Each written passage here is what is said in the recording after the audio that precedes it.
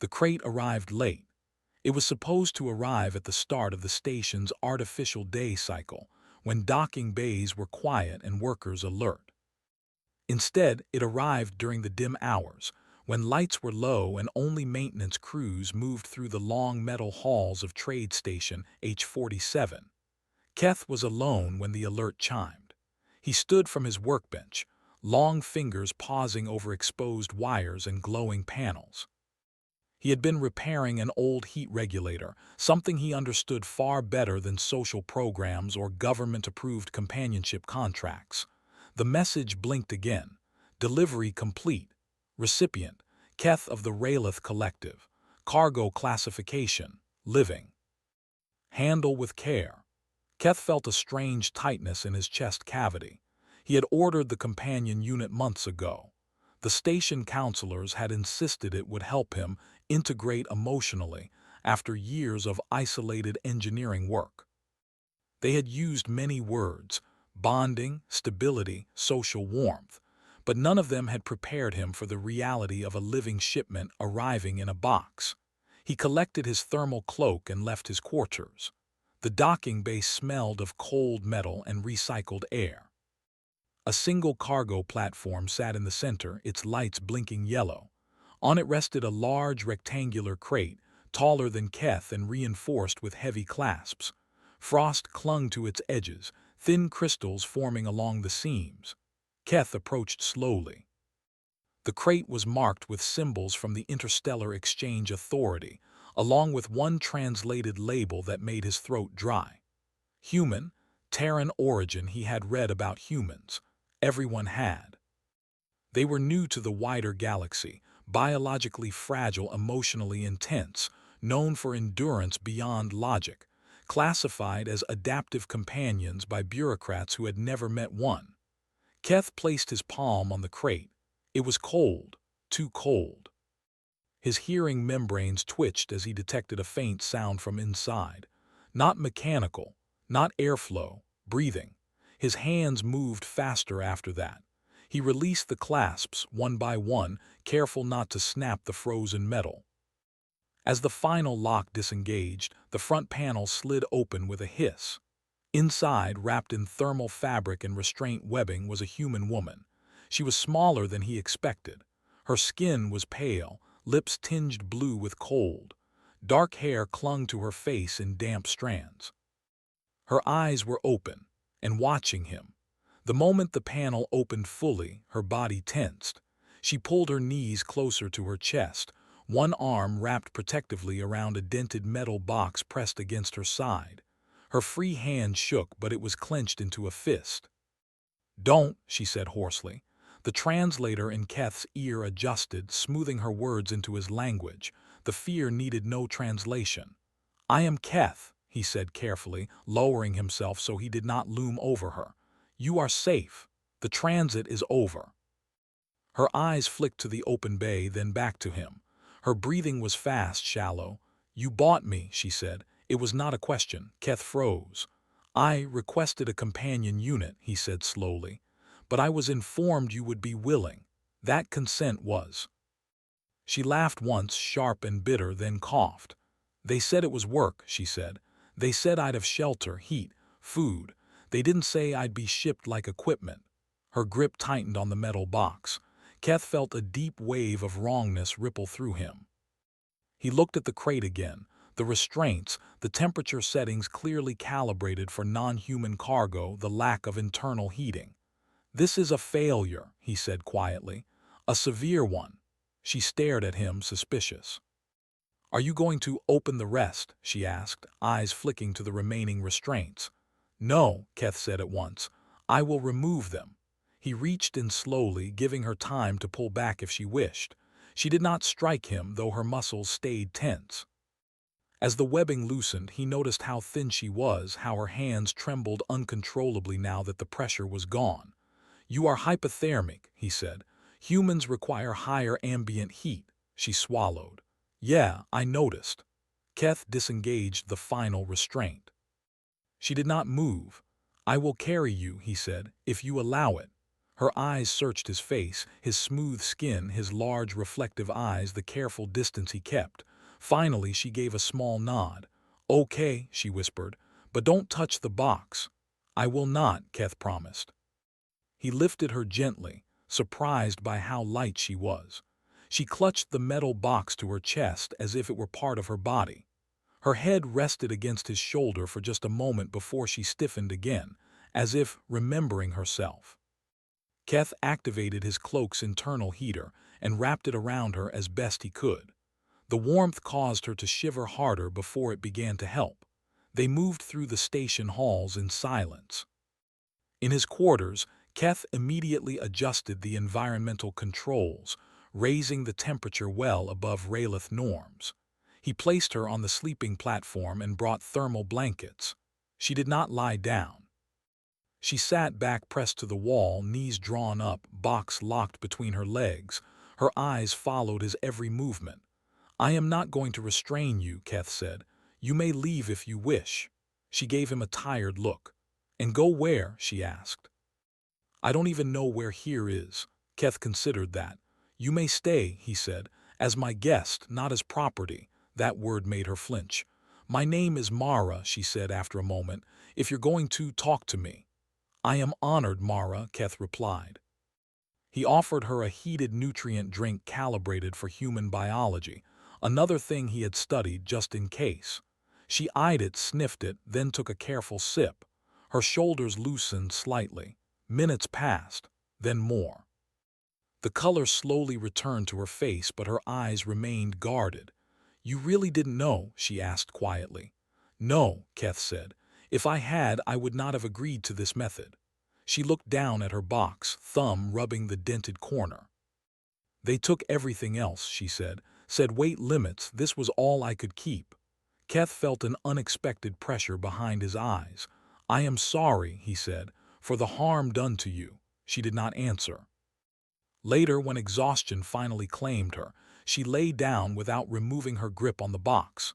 Even in sleep, her fingers curled tightly around its edges. Keth remained awake. He sat at his workbench, reviewing the transaction logs, his hands shaking with barely controlled anger. There were errors everywhere, misclassifications, consent flags ignored, temperature requirements overridden to save energy costs. This was not companionship. It was cruelty wrapped in paperwork. He looked toward the sleeping platform. Mara slept curled inward, as if making herself small, the box pressed to her chest like a shield. Keth made a decision then. Whatever the contract said, whatever the station authorities believed, this human would not be treated as cargo again. He would correct the damage done, even if it meant challenging systems far larger than himself. Outside his quarters, the station hummed on, unaware that a single crate had already begun to change things. And in the warmth of the room, for the first time since leaving Earth, the human did not shiver. The warmth in Keth's quarters lasted through the station's artificial night, but it did not erase fear so easily. Mara woke with a sharp breath, sitting upright before her eyes fully opened. Her hands went straight to the metal box. When she realized she was no longer in the crate, that the ceiling above her was smooth and softly lit instead of dark and cramped, her breathing slowed, but only a little. The room was quiet, too quiet. She listened hard, trying to place unfamiliar sounds. A low hum came from the walls, air moving, power systems. Somewhere far away, metal echoed as something heavy shifted. Not Earth, she thought. She pushed herself upright, keeping her back against the wall. The blanket slid down her shoulders, warm, properly warm. That alone confused her. The box sat in her lap. She checked the clasps by touch. Still sealed, still hers. Across the room, Keth sat at his workbench. He had not moved to the sleeping platform. His back was turned, posture relaxed but alert, long fingers adjusting small components under a soft glow. He noticed her reflection in a polished panel and turned his head slowly. "You are awake," he said. "Yeah," she replied. Her voice was steadier than she felt. "I thought I wasn't sure if I'd be." "You were severely cold," Keth said. Your biology responded well to the heat. She nodded, not trusting herself to speak yet. Silence stretched between them, not uncomfortable but careful, like a bridge still under construction. Do you require sustenance? Keth asked. Mara hesitated. Hunger had been a constant ache for so long that she barely noticed it anymore. Now that her body was warm, it roared back to life. I guess, she said, as long as it's not weird. Keth considered. All food is weird to someone, he said, but I have human-approved options. That earned him a small, surprised huff from her. He brought a tray and set it down a respectful distance away. Protein bars, hydrated grains, something like soup in a sealed container. She inspected everything carefully before eating, but once she started, she did not stop until the tray was empty. When she finished, she sat back, clearly exhausted but more present than before. You didn't sleep, she said, noticing his posture. I do not require extended rest cycles, Keth replied, and I wish to ensure you were safe. She studied him openly now. His movements were slow, controlled. He did not crowd her space or stare too long. Why? She asked. Why do you care so much? Keth paused. I believe harm was done to you under my name, he said. Responsibility follows that. She absorbed this quietly.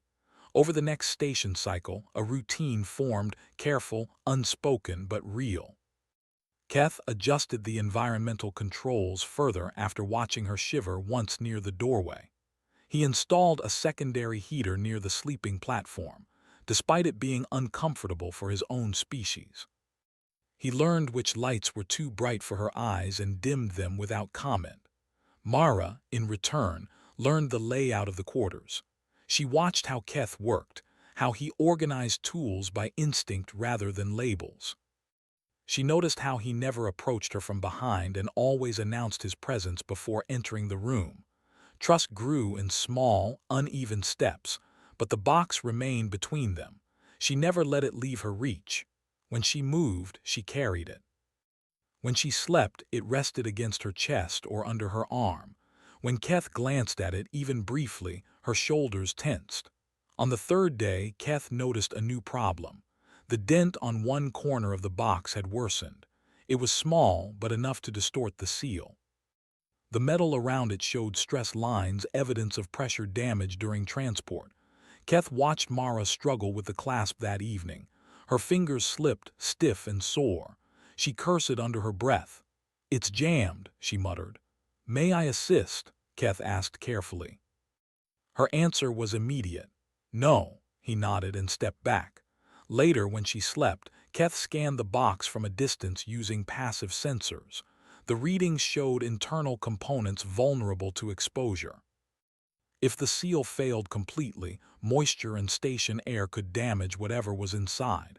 He felt unease coil in his chest. The next cycle, when Mara woke, he addressed it directly. The container is compromised, he said. If it remains unrepaired, its contents may degrade. Her grip tightened. Don't, she said. Don't tell me that. I will not open it, Keth said quickly, but I can repair the outer structure, only the damage with your permission. She stared at him, eyes hard. You swear you won't look inside? Yes. You won't log it, scan it. Report it? No. She searched his face for a long time. Finally, slowly, she nodded. Okay, she said, but I stay the whole time. Agreed. Keth prepared his tools at the table while Mara placed the box between them. She kept one hand on it as if expecting it to vanish. He worked with extreme care, reinforcing the damaged corner, reshaping the warped edge, restoring the seal without breaking it. His hands were steady, precise. He explained each step as he did it, even when she did not ask. As he finished, he noticed something unexpected. A small panel had been loosened by the damage, not enough to open the box, but enough for something inside to shift. A photograph slid partway into view. Mara froze. For a heartbeat, neither of them moved. Then she reached forward and pulled the photo free. It showed a small group of humans standing close together, older faces, younger ones, tired smiles. They were crowded into a narrow room, arms around each other. My family, she said quietly. Keth looked away, giving her privacy. They think I'm on a work colony, she continued. They don't know how it really works. If they did, they never would have let me go. Her voice shook, but she did not stop. There's tools in here, things I know how to use, clothes, letters, proof I existed before all this. She swallowed. This box is me. Keth felt something shift inside him. The repairs are complete, he said gently. Your box is safe. She hugged it to her chest, eyes closed. Thank you, she whispered. That night Mara slept deeper than before, and for the first time she did not wake at every small sound. Keth, however, did not rest. He reviewed station data feeds and public channels. News flickered across his display, trade updates, security advisories, rumors of increased raider activity near outer stations. One phrase repeated across multiple alerts: human asset value rising. His hands curled into fists. Across the station, unseen eyes had already noticed the arrival of a human shipment that did not move on schedule. And somewhere beyond the station's hull, something dangerous had begun to pay attention. The first sign of trouble was not an alarm. It was silence. Trade Station H-47 was never truly quiet. There was always movement, cargo lifts humming, distant voices, the soft vibration of ships docking and undocking. When that background noise faded, it felt like the station was holding its breath. Mara noticed it while tightening the strap on her boots. She had insisted on proper clothing after realizing the station's floor panels drew heat from her feet. Keth had quietly provided what she needed without questions. Now she stood near the doorway, box secured against her side with a strap she had made herself from spare material. "Do you hear that?" she asked. Keth paused mid-adjustment at his console. His sensory membranes flared. "Yes," he said slowly. "I should not." Before either of them could react, the lights dimmed. Then they cut out completely. Emergency illumination flickered on, bathing the room in dull red light. A moment later, the station-wide alert sounded. Security breach, outer ring, unauthorized boarding. Mara's stomach dropped. "Is that bad?" she asked, though she already knew the answer. "Yes," Keth said. "Very." The communicator on Keth's wall crackled with overlapping voices. Station security calling for lockdowns, maintenance crews reporting failures, automated systems struggling to compensate. Then a new message cut through. All residents remain in place. Valuable biological assets are at risk. Mara felt cold again, though the room was still warm. "They're talking about me," she said. Keth did not deny it. "They are raiders," he said. "They target stations with weak defenses and high-value trade." "And humans," she added. "Yes." Mara's grip tightened on the strap of her box. "We need to move," she said. "Staying put makes us easy." Keth hesitated. His training said follow protocol. His instincts, new and unfamiliar, said trust the human. "Where?" he asked. "Somewhere narrow," she replied. "Somewhere they can't surround us." Another explosion echoed through the station. The floor trembled. That decided it. They left the quarters and moved into the maintenance corridors, tight, low-ceiling paths meant for engineers, not combat. Keth sealed doors behind them as they went, rerouting power, locking access points. Mara moved quietly, efficiently. Fear was there, but it did not slow her. "You've done this before," Keth said as she checked a corner before advancing. "Not this," she said, "but I've survived worse than people expect." They reached a junction where the corridor split. Voices echoed ahead, harsh, unfamiliar tones filtered through translators. Raiders. Keth's breathing quickened. "They are armed," he said. "I am not built for direct conflict." Mara nodded. "I am," she said simply. Before he could ask what she meant, she unstrapped the box. Her hands moved fast, confident. The clasps opened smoothly now, thanks to the repairs. Inside were not weapons of war, but tools. Compact, practical, human-made.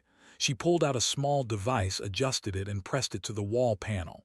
"What is that?" Keth whispered. "Emergency cutter," she replied. "Industrial grade, saved my life once." She cut power to the corridor ahead. Lights went out completely. The raiders cursed in confusion. Mara smiled, grim and focused. "They don't see well in the dark," she said. "I checked." The first raider rounded the corner too fast. Mara struck hard, using leverage and surprise rather than strength.